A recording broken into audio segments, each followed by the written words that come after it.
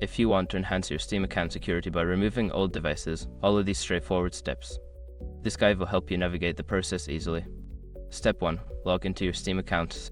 Open the Steam client or visit the Steam website and log in with your account credentials. Ensure that you are using the account from which you want to remove old devices. Step 2. Access account details. Once logged in, click on your profile name in the upper right corner. From the drop-down menu, select Account Details to access your account settings. Step 3. Navigate to Security Settings. In the Account Details section, look for the Manage Your Account section. Click on Manage Steam Guard or Security to find your security settings. Step 4. Review Authorized Devices. Within the security settings, you will see a list of devices that are authorized to access your account. Review this list carefully to identify any old or unused devices. Step 5. Remove old devices. Select the old devices you wish to remove and follow the prompts to revoke their access. Confirm any changes to ensure that these devices are no longer authorized to access your Steam account. By following these steps, you can easily manage and remove old devices from your Steam security settings, keeping your account secure.